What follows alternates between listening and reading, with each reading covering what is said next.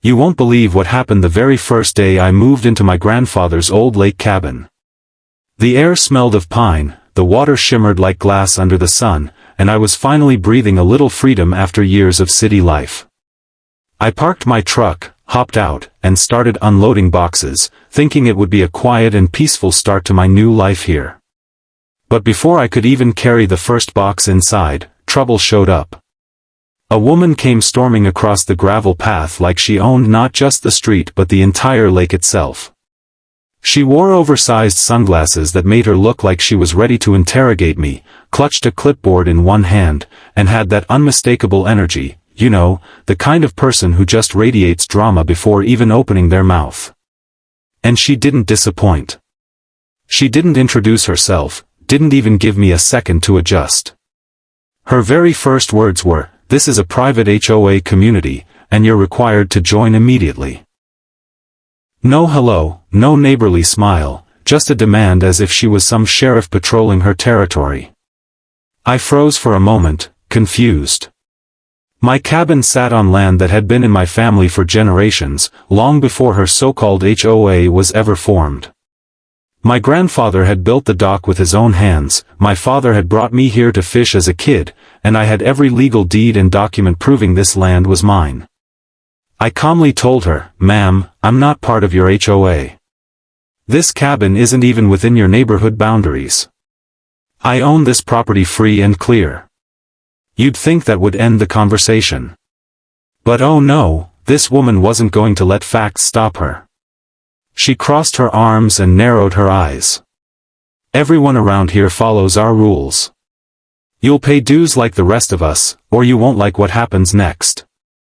I actually laughed because the threat sounded ridiculous, like she was running some kind of mafia racket instead of a neighborhood group. But she wasn't joking. She leaned closer, lowered her voice, and hissed, "We always get what we want. If you don't join willingly, we'll make sure you regret it." At that point, I realized this wasn't just a friendly warning. This was a declaration of war from the self-proclaimed queen of the lake. Still, I wasn't about to get into a shouting match on my very first day. I told her once again, firmly but politely, that she had no authority over me, and I turned back to unloading my things. That must have set her off, because she whipped out her phone and started dialing before I'd even carried my second box. I thought she was calling a friend to vent, but nope. She called the police. She stood there in my driveway, waving her arms dramatically, shouting into the phone as if she'd just caught a dangerous criminal squatting on her land. "Yes, officer, there's a man refusing to comply with HOA rules. He's trespassing on restricted property." I couldn't believe my ears. This lady was spinning a story faster than a spider spins its web. I leaned against my truck, shaking my head, wondering what kind of neighbor I had just inherited. Within 20 minutes, 2 police cars rolled down the dirt road and pulled into my driveway. Karen, because let's be honest, she was a Karen through and through, marched up to them, pointing at me like I was armed and dangerous. "That's him. He's refusing to join the HOA and breaking all our rules already." The officers approached me cautiously, but the moment I pulled out my property deed and explained that my land was not part of her HOA, their whole demeanor changed. One officer even chuckled as he handed the papers back and said, "Sir, you're fine. You own this property. She has no jurisdiction here." Karen's face turned the color of a ripe tomato. She stammered, "But, this entire lake is HOA territory." The officer shook his head and replied, "No, ma'am, his property line is clearly outside your HOA's authority. There's nothing you can do." I could see her clenching her teeth so hard I thought she might crack a molar. She tried arguing, tried insisting, even tried guilt-tripping the cops about how unfair it was that I could live here without following her rules. But the officers had heard enough. They told her plainly, "If you keep harassing him, ma'am, you could be the one facing charges." For the first time since she barged onto my land, Karen went silent. She glared at me with a mix of fury and disbelief, as if I had just ruined her perfect little empire. The cops left, shaking their heads, probably used to dealing with her antics. I thought maybe, just maybe, that would be the end of it. I mean, who gets humiliated in front of police and still keeps pushing? Surely she'd back off, right? Wrong. Karen wasn't the kind of person to take no for an answer. As she stormed back up the road, she turned her head over her shoulder and snarled, "This isn't over. You'll regret crossing me." I stood there on my porch, watching her retreat, and felt the chill of her words. It was clear this wasn't just about HOA dues anymore. This was personal. She had decided I was her enemy, and she wasn't going to stop until she got her way. I went inside that night and sat down at the kitchen table, staring at the old family photographs on the wall. My grandfather's smile, my father holding up a fish bigger than his arm, my childhood self splashing in the lake. I thought about everything this cabin represented. It wasn't just a house. It was legacy, history, freedom. And I wasn't going to let some power-hungry woman with a clipboard strip that away from me. That night, as the moonlight reflected across the lake, I realized something important. Karen might think she was in control, but she didn't know me. I wasn't just some pushover neighbor she could bully into paying her fake fees. I had resources, patience, and more than one card up my sleeve. And she had no idea that in trying to mess with me, she had walked straight into a trap of her own making. Because what Karen didn't know yet, what would change everything, was that she wasn't just my noisy neighbor. She was also my tenant. And soon, she was going to find out exactly what that meant. After that first explosive encounter, I thought maybe Karen would take the hint and back off. But if there's one thing I've learned, it's that people like her don't stop when they're told no. They take it as a personal challenge. The very next morning, when I opened my cabin door, I found a piece of paper taped right to the wood. It wasn't a neighborly welcome note or a friendly invitation.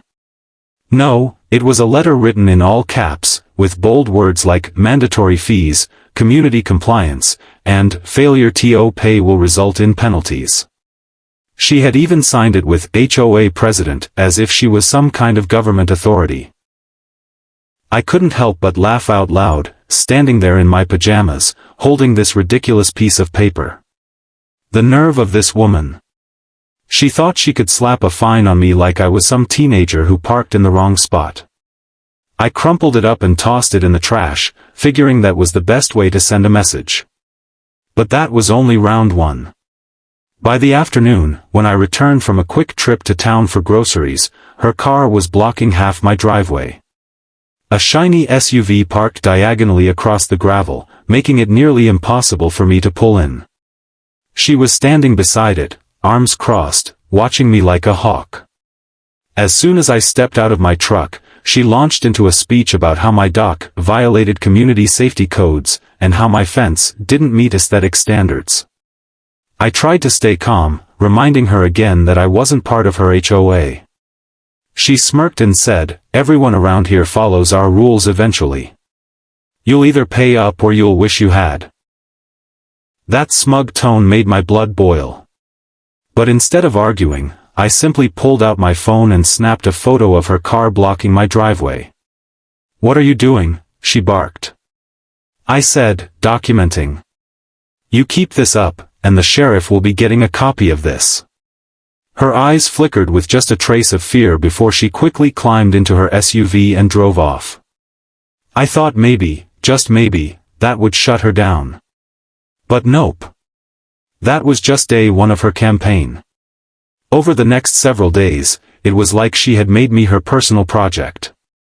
Each morning, I'd find new letters shoved under my door, each more aggressive than the last. One accused me of illegal dock usage. Another claimed my cabin was unauthorized construction and that she'd be reporting me to the county. She even mailed an envelope demanding 3 months' worth of HOA dues, complete with late fees. I shook my head in disbelief. It was like living in some parody sitcom, except it wasn't funny. It was harassment, plain and simple. Neighbors started to notice too. A couple of folks from the houses down the road stopped by one evening while I was fixing up my boat. They apologized for what I was going through. One of them, an older man named Bill, said, "She's been pulling this kind of stuff for years. Most of us just pay her to avoid the trouble. But you're the first one standing your ground." His wife added, "Honestly, we're glad someone finally told her no. She's been acting like Queen of the Lake for too long." Their words gave me some comfort. At least I wasn't crazy. Karen really was the problem, not me. But it also made me realize just how much control she thought she had over people. She wasn't just a neighbor, she was a bully, and everyone else had been too tired or too scared to stand up to her. Then came the day I caught her trespassing on my property. It was a warm afternoon, and I was out by the dock, tightening some boards and getting my fishing gear ready. Out of the corner of my eye, I noticed movement near the back fence. When I looked closer, there she was, Karen, standing in my yard, tape measure in one hand, clipboard in the other, scribbling notes like she was conducting an inspection. I walked up slowly, trying to keep my temper in check. "Karen," I called out, "what exactly do you think you're doing on my land?" She didn't even flinch. She kept measuring, muttering to herself about non-compliance with fence regulations. Finally, she looked up and said, "I'm documenting violations. This property doesn't meet our community standards." I took a deep breath, my fists clenching at my sides. "You are trespassing. This is private property. You have no right to be here." Her smirk returned, that same condescending smirk I had seen since day one. "Not for long," she said. "The HOA will find a way to bring this land under our jurisdiction. You can fight it, but you'll lose. We always win." With that, she turned and strutted off like she had just delivered some kind of prophecy. That moment was my breaking point. I realized I couldn't keep letting her push me around. Calling the cops again might help in the short term, but Karen wasn't the type to quit. She was on a mission, and I needed to find a way to end it permanently. That night, I sat at my kitchen table, going through my papers, looking for any legal leverage I might have. And that's when it hit me. You see, what Karen didn't know was that I wasn't just some random guy who inherited a cabin. Over the years, I had invested in property, rental apartments, to be exact. And as I flipped through the tenant list from my property manager, I nearly dropped my coffee when I saw a familiar name. There it was in black and white, her full name, her signature on the lease agreement, her apartment unit listed under one of my buildings. Karen herself was living in a place that I owned. I sat there in stunned silence for a good minute before the laughter hit me. I laughed so hard tears came to my eyes. This woman had been tormenting me for days, threatening me, calling the cops on me, trespassing on my land, and all the while, she was going home every night to an apartment that I, her so-called enemy, owned. The irony was too perfect. Fate had handed me the ultimate trump card, and she didn't even know it yet. At that moment, my frustration turned into strategy. Instead of reacting to her harassment, I decided I would bide my time. Let her dig her own grave with threats and lies, because when I finally revealed the truth, that I was not just her neighbor but also her landlord, it would hit her harder than any fine, any warning, any police report ever could.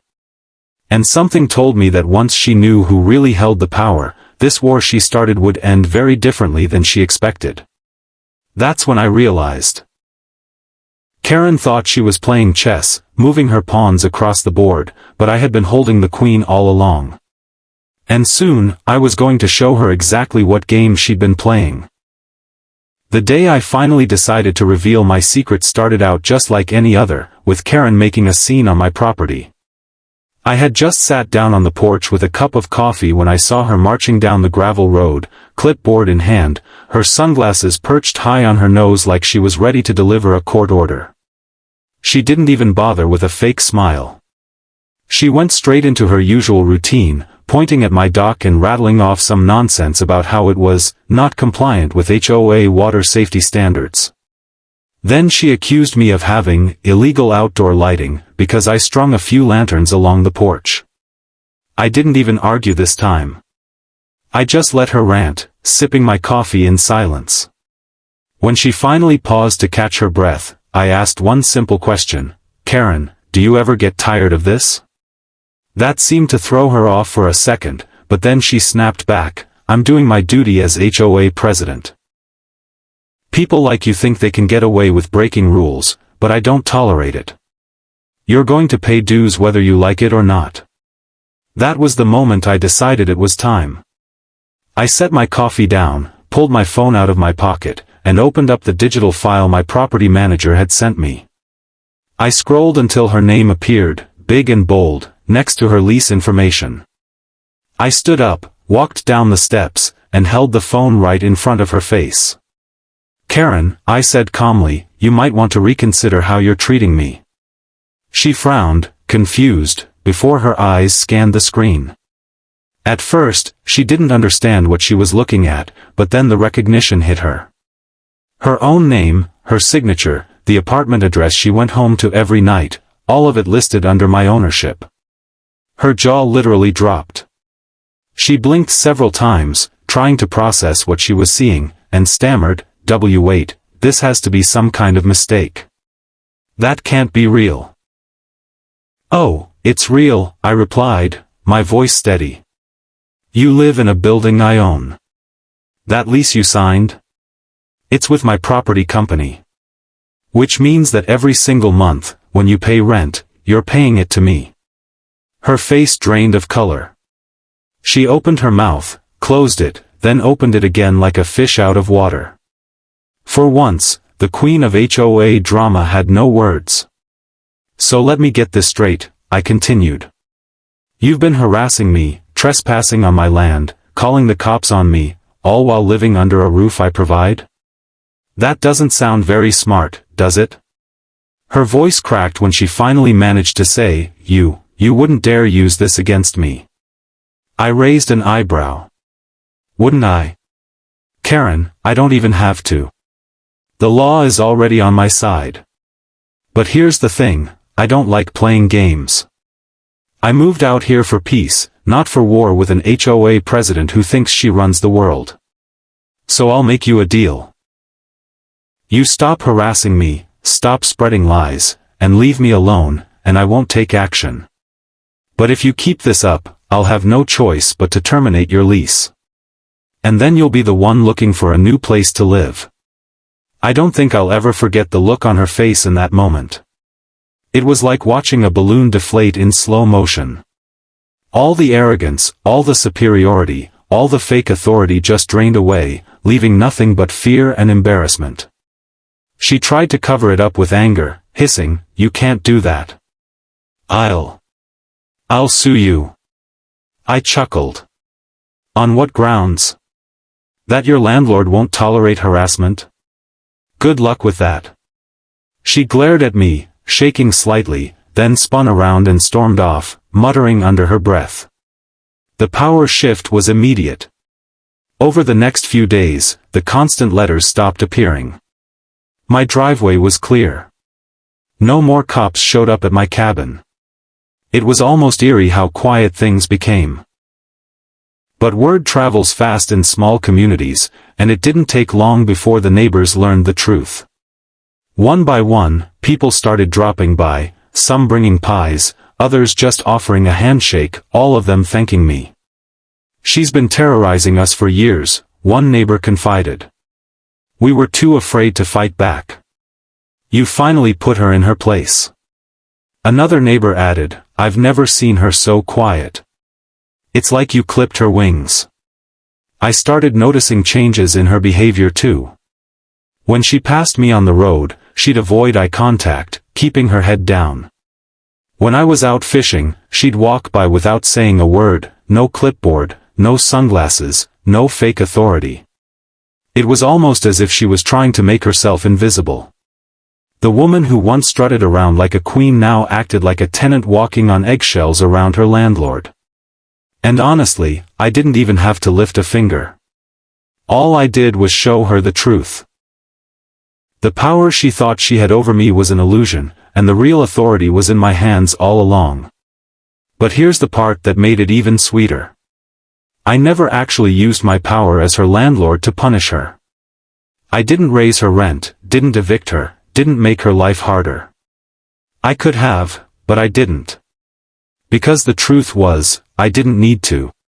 The knowledge alone that I owned her apartment was enough to silence her completely.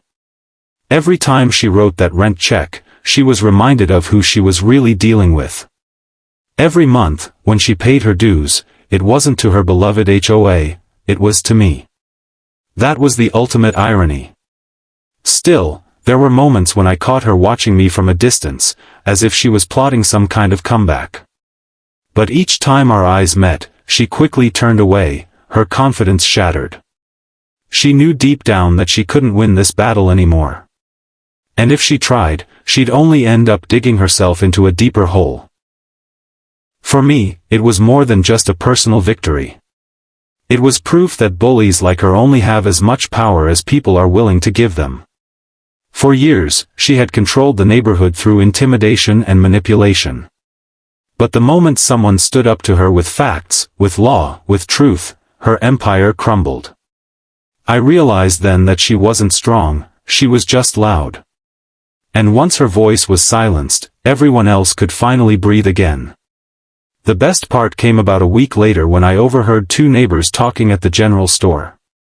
They didn't notice me nearby, but I heard one of them say, "Did you hear? Karen's been quiet lately. Turns out, she's living in an apartment owned by the guy with the lake cabin. No wonder she backed off." The other neighbor laughed and replied, "That's karma if I've ever seen it." I couldn't help but smile to myself. Karma, indeed. And so, life at the cabin finally settled into the peace I had hoped for. The lake was calm, the nights were quiet, and the constant stress of dealing with Karen disappeared like smoke in the wind. She still lived nearby, still existed in her little HOA bubble, but she no longer dared to cross me. Because now, every time she looked at me, she didn't see just a neighbor. She saw her landlord. And that was enough to keep her in check forever. Life after that showdown with Karen took on a strange kind of calm. It was almost unsettling at first, like the silence that follows a thunderstorm. For weeks, I had gotten used to waking up to threats taped to my door, HOA notices shoved under my porch mat, or Karen's SUV parked like a barricade across my driveway. But after I revealed to her that I was her landlord, it all stopped. No more notes, no more shouting, no more surprise visits. At first, I thought it might just be the calm before another storm, that maybe she was regrouping to come at me with some new tactic. But as the days turned into weeks, it became clear that she had been defeated. She wasn't plotting anymore. She was retreating. And for the first time since moving in, I could finally enjoy the cabin the way it was meant to be enjoyed. I could sip my morning coffee on the porch without feeling her eyes on me. I could go fishing without worrying she'd show up with a clipboard. The lake finally felt like home again. But it wasn't just me who noticed the change. My neighbors noticed too. They began stopping by more often, bringing over fresh pies, jars of honey, or just simple thank yous. People who had been too scared to stand up to Karen were suddenly relieved, even joyful, to see her power crumble. One evening, as I was grilling fish by the dock, my neighbor Bill walked over with a beer in hand and said, "You have no idea how many of us were waiting for this day. She's been running around this lake like a tyrant for years, threatening fines, making people pay for things that weren't even in the bylaws. We didn't think anyone could stop her." His wife chimed in, "But you did. You showed her that she can't bully everyone." I smiled, but I told them the truth. It wasn't about me wanting to fight her. I just wanted to live in peace. But she gave me no choice. They nodded, and for the first time, I felt like part of the community. I wasn't just the new guy in the cabin anymore. I was the one who stood up to Karen and won. And in small towns like this, that kind of reputation sticks. Karen, on the other hand, transformed into a ghost of her former self. The woman who used to strut around with her clipboard, barking orders, now avoided everyone. If she passed me on the road, she'd look down at her feet. If she saw me at the general store, she'd slip out quickly to avoid crossing paths. Once, I even caught her at the mailbox, and she froze like a deer in headlights, then scurried back inside. The mighty HOA president had become a tenant living in constant awareness that the man she tried to ruin was the same one cashing her rent checks. The irony wasn't lost on me, and it wasn't lost on anyone else either. People whispered, laughed quietly, and the story spread like wildfire around town. "Did you hear?" someone would say at the diner. The HOA president called the cops on her landlord without even knowing it. Everyone thought it was poetic justice. And honestly, it was. For me, the sweetest part wasn't in evicting her or making her pay. It was in doing nothing at all. I didn't raise her rent. I didn't threaten her lease. I just let her live with the knowledge that she had gone to war with someone who held the keys to her home. That was punishment enough. But the real change came in the community itself. With Karen quiet, people started standing taller. Neighbors who had been intimidated for years began speaking freely again. One woman told me how Karen used to fine her for having garden gnomes in her yard, something completely absurd, but she paid anyway just to keep the peace. Another man said Karen once threatened to have his boat removed for being too noisy. Everyone had their own Karen horror story, and now they were all finally free to laugh about it. I realized then that this wasn't just my victory, it was everyone's. By standing my ground, I had given them permission to do the same. Of course, there were times I wondered if Karen might try one last desperate move. People like her don't usually just let go of power. I half expected another false report to the cops, or some legal letter claiming jurisdiction. But weeks passed, then months, and nothing came. She was well and truly finished. Every time she wrote that rent check, she was reminded of her place. She couldn't touch me anymore, and she knew it. Looking back, the whole thing felt surreal. When I first arrived, I just wanted peace and quiet by the lake. I wanted to live in the cabin my grandfather built, enjoy the sunsets, maybe catch a few fish, and escape the chaos of city life. Instead, I was thrown into a battle with a woman who thought she could control me. But in the end, her arrogance was her downfall. She picked a fight with the one person she should never have crossed, the person who literally owned the roof over her head. One crisp autumn morning, I was sitting on the porch as the leaves turned gold and red, reflecting on everything that had happened. A neighbor walked by and waved, calling out, "You know, you really changed this place for the better." And in that moment, I realized they were right. I hadn't just won against Karen. I had restored balance to the lake. People weren't living in fear anymore. The community was lighter, freer, happier. And as for Karen? Well, she learned the hardest lesson of all. That power built on fear is fragile. The moment someone stands up, the whole facade crumbles. She went from calling the cops on me to hiding from me, from strutting around like a queen to tiptoeing around like a tenant who knows she's one mistake away from losing everything. That transformation was the real victory. So if there's one thing to take away from this story, it's this: never let a bully convince you that you have no choice. Stand your ground, know your rights, and don't be afraid to push back. Because sometimes, the very person trying to control you is standing on thinner ice than they realize. And when that ice breaks, you won't have to lift a finger, karma will do the work for you. And that's how my story ended, a cabin reclaimed, a bully silenced, and a community freed. I didn't just move into my grandfather's cabin. I inherited his strength, his resilience, and his stubborn refusal to let anyone take away what was his. Karen thought she could write the rules. She thought she could drag me under her HOA's thumb. But in the end, the only thing she managed to do was trap herself in a cage of her own making, one where I held the keys all along.